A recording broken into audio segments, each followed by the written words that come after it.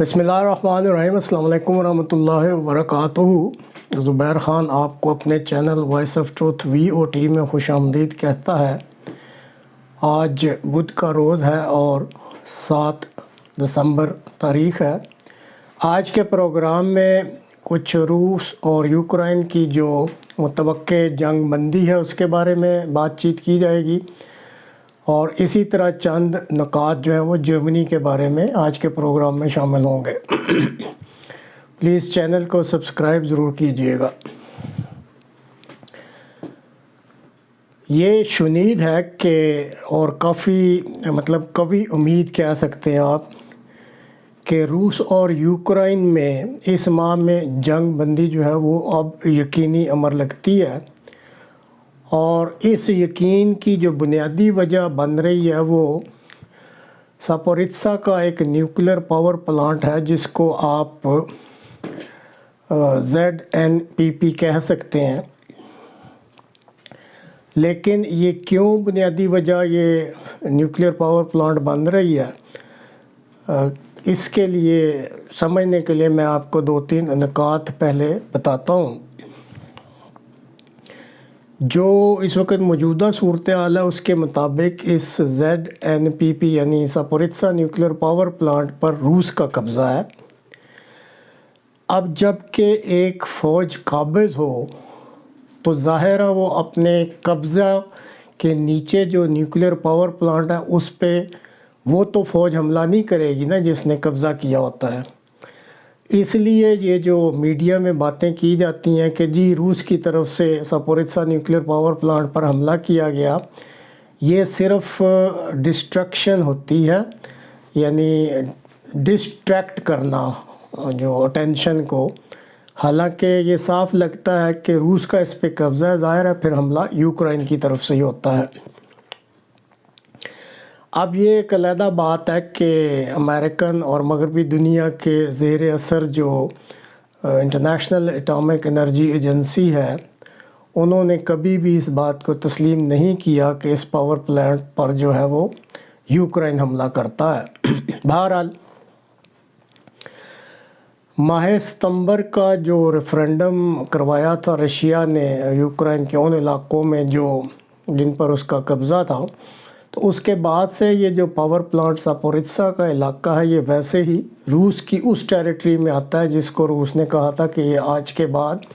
रूसी इलाका कहलाएगा। अब ऐसे हुआ है कि गुज़श्ता तकरीबन 3 माह से जो रूस को एक खार्किव इलाका और इसी तरह खैरसन जो रीजन्स हैं, ये जो आप नक्शे में भी देख रहे हैं जहाँ ये बनते हैं, इन इलाक़ों में ना रूसी अफवाज को काफ़ी नुकसान उठाने पड़े थे। और इसके बाद पहले एक आध प्रोग्राम में बताया था कि फिर रूसी सदर ने इस इलाके में जंग के कमांडर के तौर पे एक रूस के मशहूर जर्नैल को मुकर्रर किया। उन्होंने फिर इसकी असेसमेंट ऑफ सिचुएशन की और ये फ़ैसला किया कि अब वो जितना उन्होंने इलाका जीत लिया है वो इस इलाके को लाइन ऑफ कंट्रोल बनाकर अपने डिफेंसेस को मज़बूत करेंगे और मज़ीद इलाका हासिल करने के लिए वो यूक्रेन पर मज़ीद ज़मीनी हमले अब नहीं करेंगे।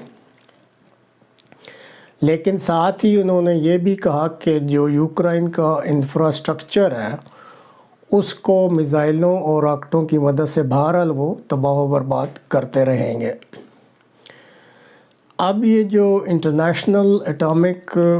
एनर्जी एजेंसी है उनके सरबराह की सरगर्म कोशिशों के बाद रूस और यूक्रेन जो है वो इस चीज़ पर इत्तफ़ाक़ करते लगते हैं कि जो न्यूक्लियर पावर प्लांट है ज़ापोरिज़्ज़ा का न्यूक्लियर पावर प्लांट, इसके इर्द गिर्द एक सिक्योरिटी ज़ोन बना दिया जाए, क्योंकि कोई भी हादसाती तौर पे अगर इस पावर प्लांट को नुकसान होता है तो फिर जैसे आप ये नक्शे में देख रहे हैं ये जो इन्फेक्टेड एरिया होगा जहाँ पे ये रेडिएशन का असर हो सकता है ये बहुत ज़्यादा हो सकता है। तो इसलिए फिर ये दोनों ममालिक इस चीज़ पे इत्तफ़ाक़ कर गए हैं कि यहाँ पे हम एक सिक्योरिटी ज़ोन جو ہے وہ بنا دیتے ہیں تاکہ یہ پاور پلانٹ محفوظ ہو جائے اور یہاں پہ پھر کوئی حملہ نہ کرے۔ لیکن اس کے لیے انہوں نے یہ کیا ہے کہ روس جو ہے اس وقت جو اس نے وہاں پہ اپنے ویپنز ڈپلائی کیے ہوئے ہیں وہ وہاں سے وہ ہٹائے گا، اور اسی طرح جو روس کو یہ ضمانت دی جائے گی کہ جب وہ اپنے ویپنز اس ایریے سے ہٹا لیتا ہے تو کوئی یوکرائن یا اس کا جو مددگار کہہ لیں یا جو اس کے سپورٹر ملک ہیں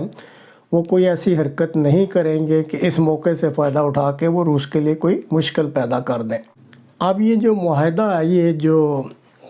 جس کا بھی آپ سے ذکر کیا سیکیورٹی زون کا، تو جو اٹامک انرجی ایجنسی کے بین الاقوامی جو ہے اس کے جو سربراہ ہیں ان کا خیال ہے کہ یہ اسی مہینے کسی دن بھی یہ معاہدہ ہو سکتا ہے، اور پھر وہ کہتے ہیں کہ اس معاہدہ کو بنیاد بنا کر ہم دونوں ممالک میں جنگ بندی بھی جو ہے اس کا بھی معاہدہ کر لیں گے۔ اور اس کے جو خد و خال سامنے آ رہے ہیں وہ یہ ہے کہ اس وقت تک جتنا علاقہ روس نے قبضہ کر لیا ہوا ہے وہ لائن آف کنٹرول ڈکلیئر ہوگی، اور وہ پھر روس کا علاقہ ہی تصور کیا جائے گا، اور آئندہ سے وہ جو وقت کے ساتھ ساتھ جو LFC ہے یا جو لائن آف کنٹرول دو ملکوں کے درمیان ہے، وہ جو اس وقت روس کی قبضے کی صورتحال ہے اس کو وہ سمجھ کے ایز LFC پھر یہ جنگ بندی کا معاہدہ ہو جائے۔ اس بارے میں کہ بعض ایسے معاملات درپیش ہیں، لیکن جب ہم دیکھتے ہیں تو ہم یہ نظر آ رہا ہے کہ جرمنی کی لیڈرشپ ان معاملات پر تقریباً غائب ہے اس وقت ملک سے۔ یہ جو معاملہ چل رہا تھا کہ یہ جو روس کے ساتھ یوکرائن کی جنگ ہوئی ہے، تو امریکہ کا ایک بڑا ہی معتبر رسالہ یا میگزین ہے فارن افیئرز، اس نے اپنی حالیہ اشاعت میں بڑی سرخیوں کے ساتھ یہ اشاعہ کیا ہے کہ جرمنی کے چانسلر نے یہ دعویٰ کیا ہے کہ یورپ کی سیکیورٹی کی ذمہ داری جرمنی سنبھالے گا یا سنبھالنے والا ہے۔ اب یہ جو ہی یہ دعویٰ شائع ہوا ہے تو یورپ کے دیگر ممالک جو ہیں انہوں نے اس دعویٰ پر بہت سخت ریزرویشن یا شک و شبہ کا اظہار کیا ہے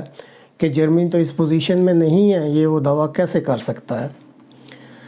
جرمنی کی حکومت کے ایک ترجمان ہیں، انہوں نے ایک حالیہ بیان میں کہا ہے کہ ناٹو کے لیے جو GDP کی 2% ڈیفنس بجٹ میں جرمنی نے دینے کا وعدہ کیا ہے، اس کو دینے کے لیے بھی جرمنی کو کئی سال لگ سکتے ہیں۔ اسی طرح اس وقت امریکن سے جو جیٹ فائٹرز جرمنی نے لینے ہیں وہ بھی جو سودا ہے وہ جرمنی کے لیے درسری بنا ہوا ہے۔ جرمن فوج جو ہے جس کو بنڈس ویئر کہتے ہیں، ان کی طرف سے جو ترجمان نے بتایا کہ ہمارے پاس اس وقت ہتھیاروں اور ایمونیشن کی شدید کمی ہو گئی ہے، اور یہ جو صورتحال ہے اس میں انہوں نے بھی جو اندر سے بھی یہ آوازیں اٹھ رہی ہیں کہ جرمن چانسلر نے یہ دعویٰ کیسے کر لیا کہ وہ یورپ کی سیکیورٹی جو ہے اس کو لینے جا رہے ہیں۔ جرمن حکومت میں یہ کولیشن گورنمنٹ ہے جو گرین پارٹی کے اس وقت اکنامک منسٹر اور وزیر خارجہ ہیں، انہوں نے امریکی شہ پر چین کے خلاف سخت پالیسیاں جو بنائی ہیں ان میں کچھ انہوں نے ایسے آئیڈیاز دیے ہیں کہ وہ جب لیک کیے گئے آئیڈیاز تو چین نے اس پہ سخت رد عمل دکھلایا ہے اور اپنی ناراضگی کا اظہار کیا ہے جرمنی کے ساتھ۔ اسی طرح جو جرمنی کی گرین پارٹی کی جو ہے وہ آج کل وزیر خارجہ ہیں، وہ انڈیا یا بھارت سے مطالبہ کر رہی ہیں کہ انڈیا جو ہے وہ روس کے معاملے میں، روس یوکرائن کے معاملے پہ جو مغربی دنیا اس کے ساتھ کھڑا ہو، اور اس پہ بھی سخت جو تحفظات ہیں وہ بھارت کی طرف سے وہ متوقع ہیں، تو اس پر بھی جو ہے وہ ان پہ جرمنی کی جو وزیر خارجہ ہیں انگلیاں اٹھ رہی ہیں۔ اور ایک اور جو اب کہہ لیں آپ تشویشناک خبر آ رہی ہے کہ اس سال نا اس یورپ میں انفلوئنزا اور سارس کووڈ-2 جو سانس کی تکلیف کی بیماری RSV کہلاتی ہے، اور یہ بچوں کے لیے بہت ہی خطرناک ہوتی ہے۔ اس بیماری نے جرمنی بھر میں نہ تشویش کی لہر دوڑا دی ہے، اور بچوں کی جو بالکل چھوٹے بچے ہیں ان کی شرح اموات میں بہت زیادہ اضافہ ہو گیا ہے۔ جرمنی بھر کے جو بچوں کے وارڈ ہیں اس میں جو بیڈز ہیں یا وارڈز وہ پوری طرح بھر چکے ہیں، اور بچوں کے وارڈوں میں جو انتہائی نگہداشت کا وارڈ ہوتا ہے اس میں بسترز کی شدید کمی ہو گئی ہے، اور وہ اب مزید انٹینسیو کیئر کے لیے ان میں جگہ ہی نہیں بچی۔